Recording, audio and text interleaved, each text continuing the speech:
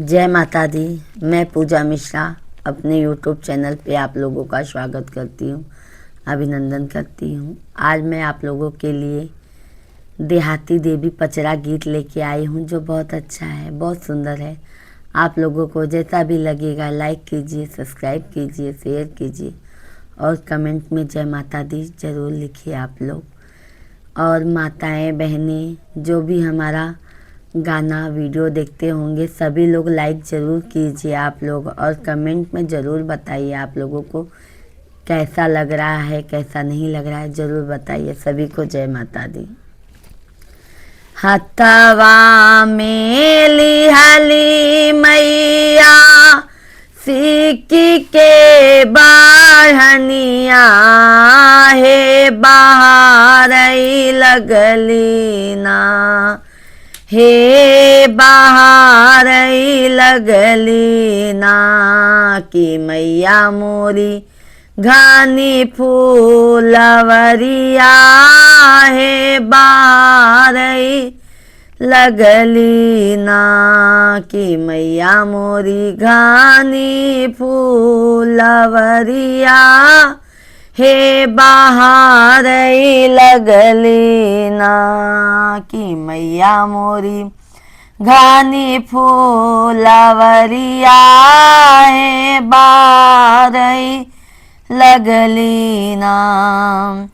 बगिया बहारी मैया तोरी नयरउल फुलवा, हो कि चल दिहली ना, हो कि चल दिहली ना, कि मैया मोरी मालिन दुअरिया, हो कि चल दिहली ना, मैया मोरी मालिन दुअरिया, हो कि चल दिहली ना।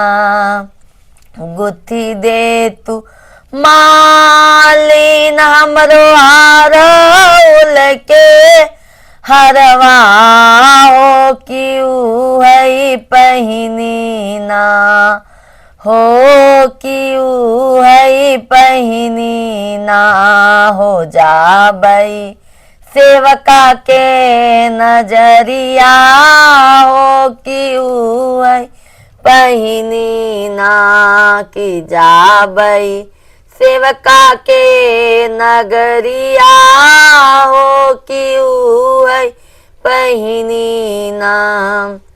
होई दा बिहाने मैया फूटई दा किरनिया, हे कि भोरवे होते ना, हे कि भोरवे होते ना, कि मैया मोरी गुथबई तोहरा हरवा, हो कि भोरे होतई ना, कि मैया मोरी गुथबई तोहर हरवा, हो कि भोरवे होते ना।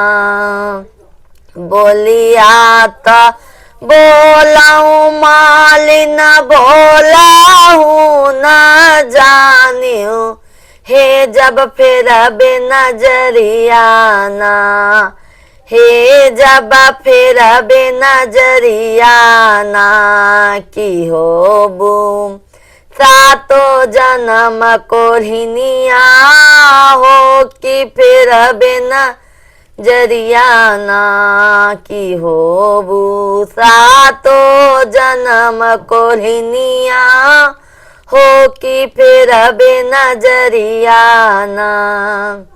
होई दाबी हाने मैया फूटे दा किरनिया, हो कि भोरवई होतई ना, हो कि भोरवई होतई ना, कि मैया मोरी गुथबई तोहरा हरवा, हो कि भोरवई होतई ना, कि मैया मोरी गुथबई तोहरा हरवा हो कि भोरवे हो तैना बोलिया ता बोलाई मालिन बोलाऊ ना जाने हे जब फिर बे नजरिया ना हे जब फिर बे नजरिया ना की होबू सातो जन्म कोल्हिनिया हे जब फिर बे नजरिया ना की होबू सातो जन्म कोल्हिनिया हे जब फिर बे नजरिया ना इतनी वा चाना जाबा सोनाली मालिनिया हागीना इतनी वाचान जाबा सोनाली मालिनिया हो कि हाली हाली ना कि माई के छुए चरनिया हो कि हाली हाली ना कि माई के दाबाई चरनिया हो कि हाली हाली ना माई के छुआई चरनिया हो कि हाली हाली ना। बोलो शेराली मैया की।